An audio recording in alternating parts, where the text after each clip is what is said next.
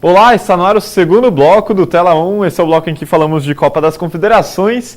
E a Itália... Não deu para a Itália. A Espanha venceu. Eu entrego aqui a camisa da Itália para Bruno Santoni. Aê, Bruno! O nosso torcedor da Itália. Não deu para a Itália. É a Espanha que está na final da Copa das Confederações. Pega o Brasil. A Espanha que venceu nos pênaltis, hein? Foi sofrido 0-0 no tempo normal, 0-0 na prorrogação. Como é que foi esse jogo? Não teria que ter sido uma maior vantagem para a Espanha?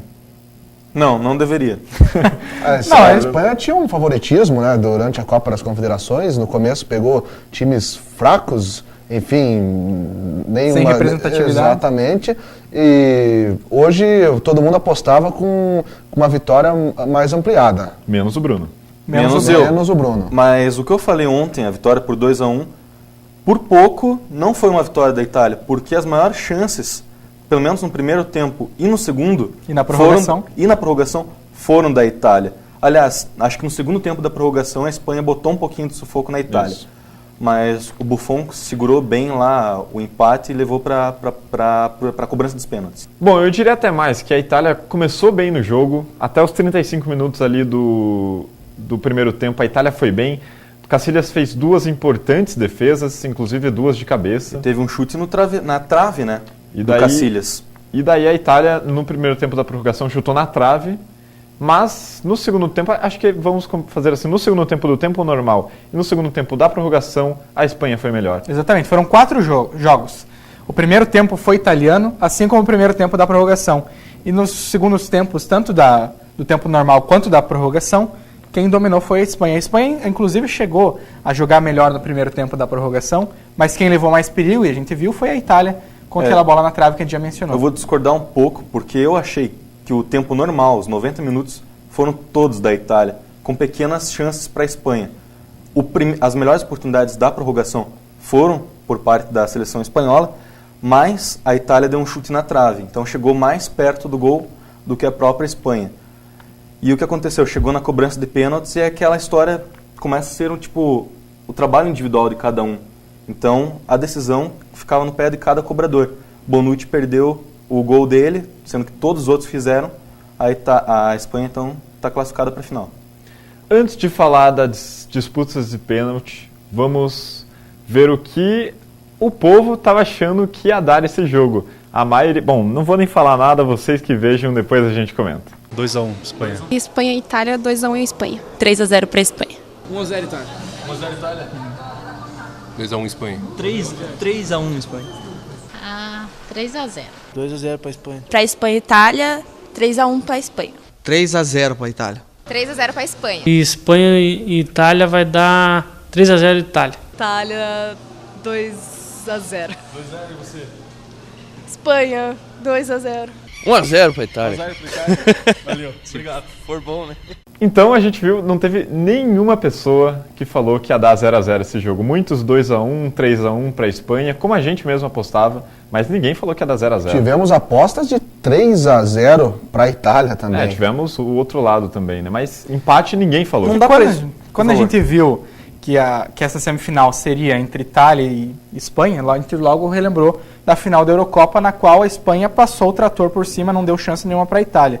É lógico que aquela seleção italiana já mudou muito, amadureceu muito.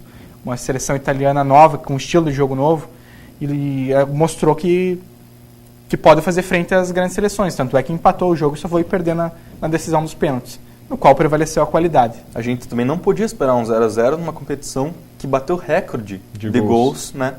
E a seleção da Itália e da Espanha, em todas as partidas, tiveram jogos 4-3 para a Itália contra o Japão, Espanha 10-0 no Tahiti. Tivemos 4-2 Brasil também. 0-0. O Tahiti acho que a gente pode excluir, mas tivemos 4-3, 4-2, 3-1, jogos o 0-0 era o menos esperado. E nessa disputa de pênaltis, a gente viu os cobradores batendo muito bem, deslocando os goleiros para o lado. É o que o Ângelo sempre fala, não sei se ele vai concordar, que pênalti não é loteria, né, Ângelo? Não, essa é a maior mentira da história do futebol. Ali na hora vale a frieza, vale o psicológico forte e vale qualidade. A gente viu muitos jogadores de qualidade, a gente viu Pirlo, Xavi, Iniesta, muitos jogadores com uma técnica muito grande. E tanto é que tanto o Cacilhas quanto o Buffon, que são dois excelentes goleiros, que que são marcados por defesa de pênalti, eles mal chegaram perto da bola. Nenhum defendeu. Acho que o Casillas pulou num canto certo e o Buffon também, mas no restante, ou era bola no ângulo, ou era o cobrador esperando o goleiro decidir, e aí não tem jeito, a gente ia esperar alguém errar. E quem errou foi o zagueiro, Bonucci, o zagueiro italiano, que não é conhecido pela sua técnica, mas sim pela sua força, pela sua garra. Quando precisou colocar a bola dentro da rede, não conseguiu. E sobrou para a Espanha. Quem que foi o último cobrador da Espanha? Foi o Mata, né? Foi, não, foi Jesus Navas, que entrou muito bem na partida, inclusive. Exatamente. Parecia que os goleiros estavam praticamente esperando que uma bola saísse fora aqui, porque estavam muito tranquilos. O herói não foi o goleiro dessa inclusive vez, né? O Casillas, em um dos pênaltis, o Casillas falou, não, vou ficar parado aqui. Foi na cobrança do Giovinco, se eu não me engano. Ficou parado vendo se até conseguia decidir depois. Porque todos os cobradores estavam esperando o goleiro decidir o canto para jogar a bola no outro lado, e assim não tem jeito para goleiro nenhum. E você falou dos zagueiros cobrando pênaltis. Não é o certo a se fazer. Mas na Espanha, o Piqué foi, se não me engano, o segundo ou terceiro a cobrar. Não, foi o terceiro, porque tivemos... Não, Iniesta foi o segundo, aí foi o quarto. O Xavi foi o terceiro, ele foi o quarto então a cobrar. Para alegria da E o primeiro zagueiro da Itália foi o último a cobrar, né?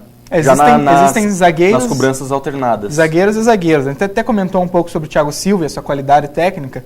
Se o Brasil for... para uma cobrança de pênaltis, com certeza a gente vai ver aí Thiago Silva e Davi Luiz, que são dois zagueiros, mas que também tem uma técnica muito boa, um chute muito forte. Só que não é o usual, né? O Bonucci a gente viu que a dele não é colocar a bola na rede, mas sim tirar o perigo da sua zaga. Eu queria que o Torres ficasse em campo para disputar ali a cobrança de pênaltis. Numa dessas... Ele errava. Ele poderia ter errado. Nada a gente pode esperar mais do que Torres. Né? Antes da gente falar de Brasil e Espanha... e Uruguai e Itália, vamos então ver aonde vão acontecer estes jogos. Bom, já tivemos ali a vitória do Brasil frente ao Uruguai por 2-1 e a Espanha empatando com a Itália por 0-0, mas venceu na disputa de pênaltis. Agora o Uruguai enfrenta a Itália na Fonte Nova às 13 horas da tarde, sol provavelmente em Salvador, e o Brasil enfrenta a Espanha no Maracanã às 7 horas da noite. Bruno Santoni, você critica este horário da disputa do terceiro lugar? Com certeza, mas é aquela questão do padrão FIFA, né? Toda a Copa do Mundo, a disputa do terceiro... toda a Copa das Confederações, a disputa do terceiro lugar é 1h da tarde. E no mesmo dia em que se sagra o campeão da competição. 1h da tarde, em Salvador, eu acho que não vai dar certo para o time da Espanha. Vai ser bom para o Brasil, né? Chega a ser desumano isso. Vai sofrer muito a Espanha, né, nesse jogo. Não, lembrando que esse jogo é entre Uruguai e Itália. Mas então, os italianos vão sofrer muito. Os italianos sofrem e vai ser bom para o Uruguai. Bom, vamos lá. Espanha e Brasil. A Espanha sofreu para ganhar da Itália. Aliás, não ganhou. Levou nos pênaltis. Se classificou, mas não venceu o jogo. O Brasil tem chances de vencer a Espanha? Grandes chances? Eu acho que existem chances. Ou vai ser um jogo assim, 0-0, 1-1? Acho que a gente vê o Brasil evoluindo durante toda essa Copa das Confederações numa linha de evolução muito grande. Enquanto a Espanha, ela está no seu nível regular. Você não viu nada do que a gente não esperava. O Brasil, sim. O Brasil, eu particularmente, e acredito que grande parte dos torcedores brasileiros não esperavam uma campanha tão boa do Brasil. Então, a gente chega num nível em que o Brasil está crescendo e a Espanha está regular. Eu acho que o Brasil tem grandes chances de aprontar uma surpresa, mas ainda acho que a Espanha entra como favorita. Ainda mais depois dessa partida contra a Itália, que eles viram que não são invencíveis. A Espanha vem numa sequência aí gigantesca, a última derrota foi em 2010, acho que eles nem lembram mais. E eu acho que o Brasil pode aprontar, mas a Espanha, depois desse susto, pode voltar a jogar melhor. Aqui a gente chega, às vezes a gente compara, não é o certo a fazer, mas o Brasil já jogou com a Itália e ganhou bem da Itália. Ganhou bem da Itália o Brasil. E aí a Espanha joga contra a Itália e dá esse 0-0 no sufoco com a Itália jogando melhor. Claro que isso que o Balotelli, por exemplo, não jogou. Fase do grupo que já não valia mais nada. Só a decisão de quem ia disputar a semifinal com a Espanha. A Itália, você comentou agora há pouco que não foi um sufoco, um sofrimento para a equipe da Espanha. Mas eu acho que um 0-0 é muito sofrimento já para esse time da Espanha. Porque eles não estão acostumados em pegar uma outra seleção, um outro time, até porque a base é do Barcelona, então eles não estão acostumados a pegar um time que seja do mesmo nível, que faça eles mudar o esquema tático. Então acho que foi um sofrimento para a Espanha, eles devem ter acabados E eu acredito sim que o Brasil vai golear a Espanha. Eu acredito nisso também. Creio que o Neymar vai se consagrar nessa partida. Vai ser a inauguração em uma final do Maracanã, né? Mais uma inauguração do Maracanã. Mais uma inauguração do Maracanã. O que a gente pode esperar deste palco? Brasil e Espanha, um jogo esperado durante toda a Copa das Confederações dentro do Maracanã. O palco de um grande jogo. O palco talvez onde vai ser o fim da era Espanha. Tivemos tivemos o fim da era Barcelona e acho que estamos chegando agora ao fim da era Espanha. O Brasil está voltando, pessoal. Eu não estou tão confiante assim, mas eu gostaria, claro, de fazer uma crítica ao Maracanã. Não é o mesmo Maracanã que a Espanha viu em 1950 e a gente viu durante todo esse período. É um novo estádio, inclusive, já dei minha opinião, que deveria ser rebatizado. O que fizeram com o Maracanã... Obrigado, FIFA.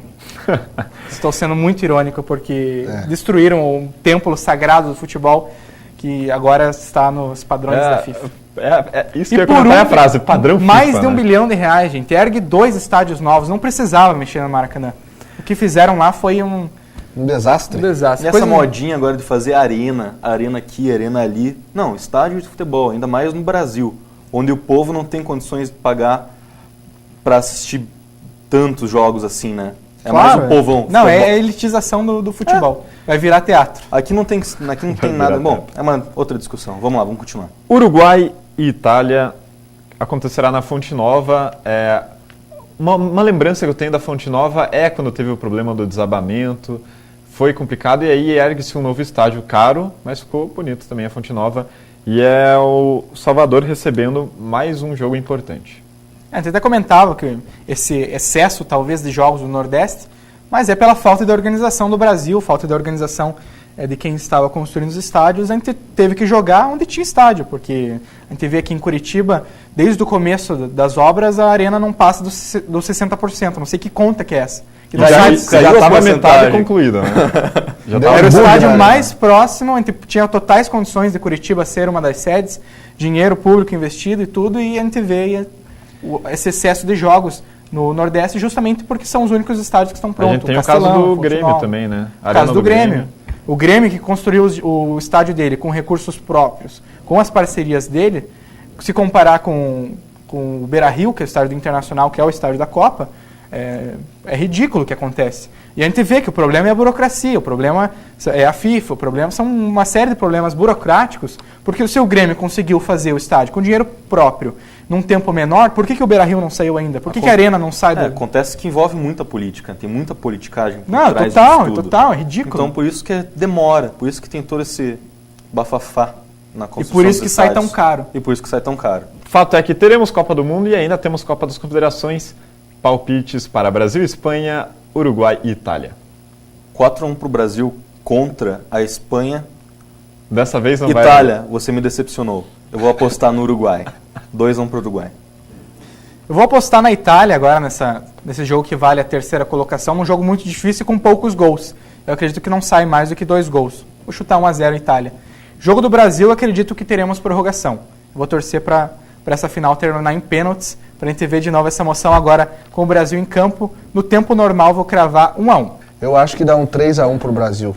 Fácil. Fácil. E Uruguai e Itália? Uruguai e Itália, da Itália. 2-1 para a Itália. Eu também acho que o Brasil vence por 2-0, repetindo ali uma final de 2002 contra um time europeu. 2-0 para o Brasil frente à Espanha. E aí eu já vou ao contrário. Eu acho que vai dar 1-1 Uruguai e Itália. E aí sim, na disputa de terceiro lugar, teremos pênaltis. E o Forlan vai fazer com que o Uruguai fique em terceiro lugar na Copa das Confederações. Bom, a gente fica por aqui. Segunda-feira a gente volta comentando o terceiro lugar, total aqui. A grande finalíssima. E agradeço a participação de vocês. Bruno, desculpa, não deu para a Itália. Pois é, dessa vez não deu para a Itália, mas eu que agradeço pela oportunidade. Lucas, obrigado a todos os meus companheiros. A gente fica por aqui, muito obrigado pela sua companhia e voltamos na segunda comentando todo esse desfecho da Copa das Confederações. Brasil e Espanha, Uruguai e Itália se enfrentam pelo terceiro lugar e Brasil e Espanha, a finalíssima da Copa das Confederações. Muito obrigado, tchau, tchau.